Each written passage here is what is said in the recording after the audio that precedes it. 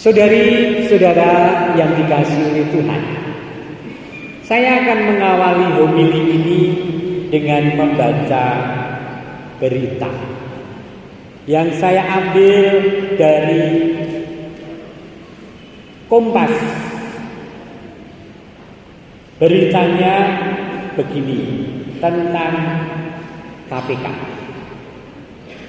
Direktur Pendidikan dan Pelayanan Masyarakat Komisi Pemberantasan Korupsi menyebutkan kasus politik di Indonesia terjadi salah satunya karena biaya politik yang mahal. Ingat, tahun depan ada pemilihan presiden, pemilihan kepala daerah, pemilihan anggota legislatif, DPR, DPRD. Giri Suprabdiono mengungkapkan dalam satu gelaran pilkada bupati wali kota, seorang calon kepala daerah dapat menghabiskan biaya 20 sampai 100 miliar. Calon ini burung mesti jadi calon. Menghadapi pilkada serentak ini biayanya triliunan. Bahkan dari survei yang dilakukan Kemendagri atas kajian oleh Litbang KPK, biaya yang dikeluarkan seorang bupati atau wali kota rata-rata 20 sampai 30 miliar. Untuk level pilkada gubernur kisarannya 20 sampai 100 miliar per pemilihan.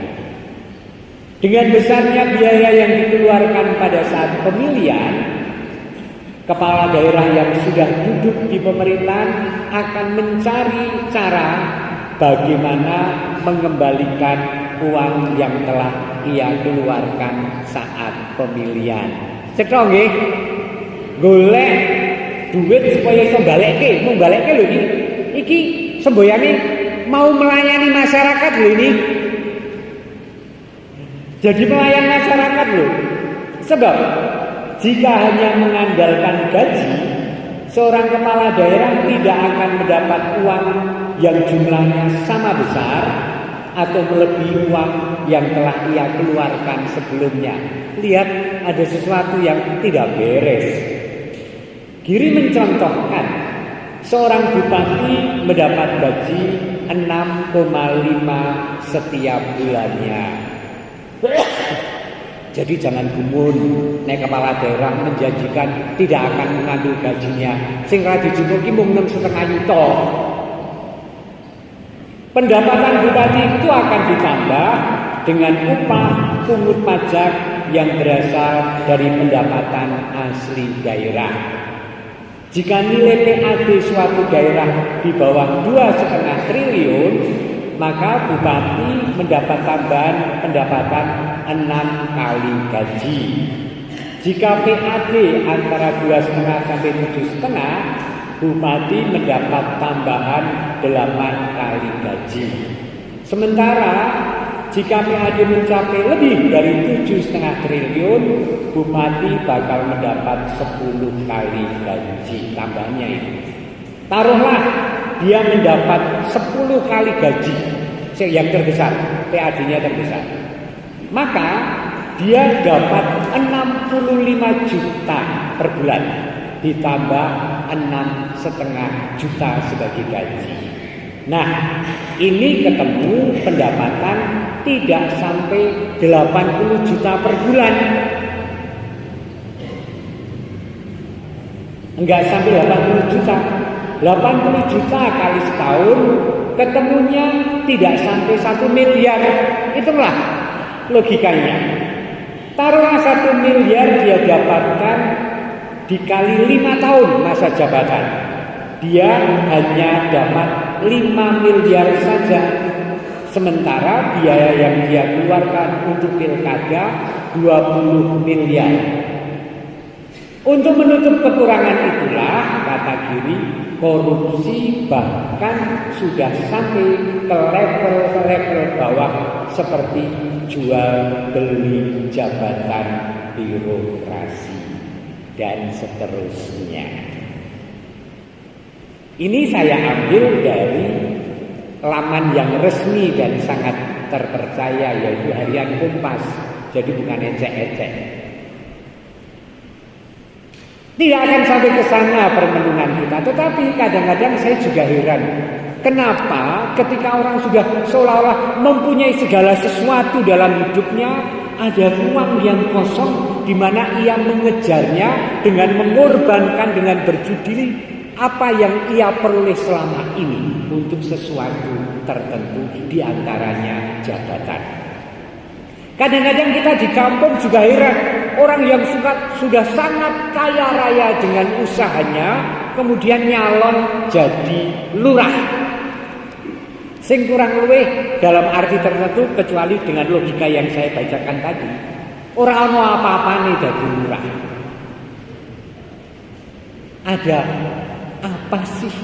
Pasti ada sesuatu yang tansah kurang di dalam kehidupan sebelum itu dipenuhi. Mungkin jabatan tinggi, mungkin kekayaan berlimpah, mungkin relasi sebanyak sekian, tetapi ada ruang kosong di dalam hati yang terus tidak terisi sebelum memang diisi dengan isi yang tepat.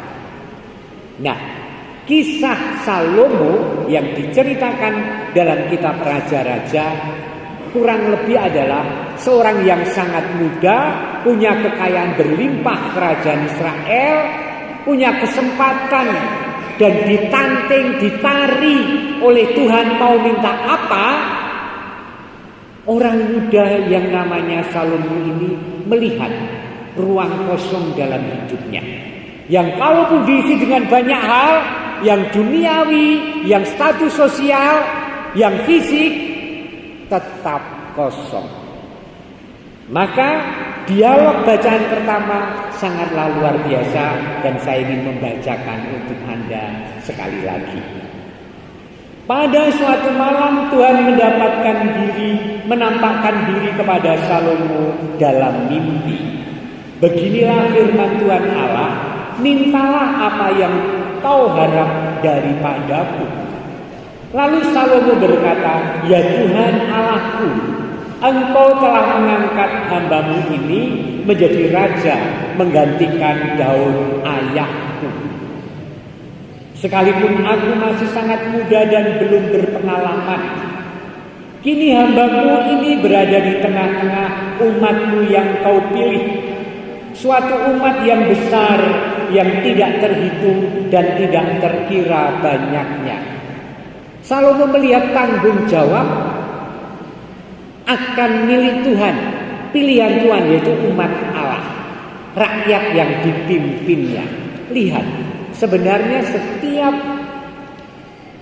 jabatan pelayanan publik, seseorang harus melihat bahwa ia dipanggil menjadi pelayan. Pelayan itu menyejahterakan, memberi keadilan, mengorbankan dirinya sendiri untuk kepentingan masyarakat. Apakah yang tadi itu mengorbankan diri? Kalau kenyataannya seperti itu, mari kita lihat lagi. Maka berikanlah kepada hambamu ini hati yang paham menimbang perkara dan menghakimi umatmu dengan tepat, dengan membedakan mana yang baik dan mana yang jahat. Sebab siapakah yang sanggup menghakimi umatmu yang sangat besar ini? Tuhan sangat berkenan bahwa Salomo meminta hal yang demikian. Maka poin terakhir yang kita bawa pulang dari renungan hari ini adalah, ayo mengisi ruang-ruang kosong kehidupan kita selalu ada dengan memohon kehadiran Tuhan dan memohon Tuhan memberikan kebijaksanaan dalam setiap langkah kehidupan. Kalaupun kita tidak menjadi seorang pelayan publik, Kalaupun harta kita tidaklah banyak, tetapi betapa menggembirakan ketika kita sampai pada tataran bisa menimbang secara bijaksana langkah-langkah dan keputusan kita. Tiap malam saya doa turun ke streaming jam 9:30 lewat kanal YouTube. Kadang-kadang saya itu juga heran pada permohonan-permohonan. Anak ulang tahun semoga lancar, sehat dan sukses dalam hidupnya. Kadang-kadang aku berpikir kok orang dimohonkan supaya roh Allah membimbing, supaya semakin beriman kepada Allah ya. Tetapi itu adalah spontanitas kita yang menginginkan segala sesuatu tercukupi, tetapi lupa bahwa kalaupun itu semua tercukupi, masih ada ruang kosong yang kalau diisi dengan kehadiran Tuhan, mempersilahkan Tuhan berkehendak dan kita bekerja sama dengan Tuhan, banyak perkara bisa sungguh kita pilih dalam kebijaksanaan menurut kehendak Allah. Terus memohonkan supaya anaknya mendapatkan jodoh. Ini yang gelisah orang tuanya. Karena terus meminta supaya anaknya mendapatkan jodoh, saya penasaran ingin situasi seperti apa sih yang dihadapi ibu ini. Saya tanya, tak telepon, karena kan permohonan itu lewat WA, jadi ada nomor kontak. Ibu, maaf, terima kasih untuk permohonan doanya. Tetapi anak ibu sekarang situasinya seperti apa? Kemudian ibu cerita, dia punya anak perempuan, umurnya 46 tahun dan belum mendapatkan jodoh. Untuk saya, ketika harus menimbang mbok rasa disembayang terus menerus kaya ngono, malah jadi teror kanggone anak. Gitu?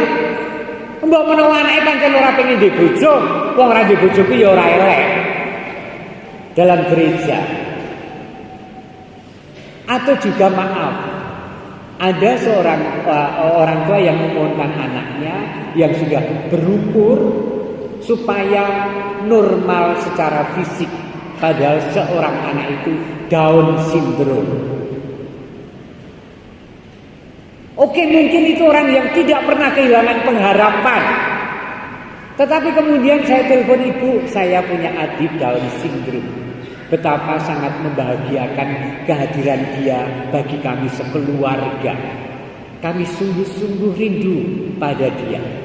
Kami sungguh-sungguh ingin menempatkan dia pada kebahagiaan hidupnya sendiri dengan segala keterbatasannya. Mungkin permohonan seperti ini tidak membebani ibu sebagaimana kami mencoba melakukannya. Dan memang benar, saudara-saudara, saya punya adik Down syndrome, umurnya sudah 51 tahun. Kalau kangen saya pulang, saya kangen ada adik saya itu. Minggu yang lalu saya pulang menjenguk. Tadi malam kami WA-an dan bercerita, Mas Sigit rada menurun nih kesehatannya. Langsung saya berpikir, Senin nanti saya akan mengunjungi. Pulang lagi. Karena dan terus saya bawa dalam doa. Saudara-saudara, ayo, ada banyak hal-hal yang kalau kita tidak waspada, kita itu melangkah, mengambil pilihan, mengambil keputusan kurang tepat dan kurang bijaksana. Maka mari kita mengisi seperti Salomo ruang kosong dalam kehidupan kita, lepas dari apa yang sudah kita raih dalam kehidupan duniawi, yaitu Tuhan yang hadir dan membisikkan langkah-langkah bijaksana dalam kehidupan. Ini juga berlaku untuk orang-orang muda. Hai orang-orang muda, saya senang untuk bertanya kepada orang muda, Dok, kowe kelas piro? Saya kelas 2 SMA Romo. Oh ya, kamu ingin jadi apa? Saya senang dengan pertanyaan dan jawaban itu. Ketika dia akan mengatakan, saya ingin jadi ini Romo, saya ingin jadi psikolog. Loh, kenapa kamu ingin jadi psikolog? Lalu dia menerangkan.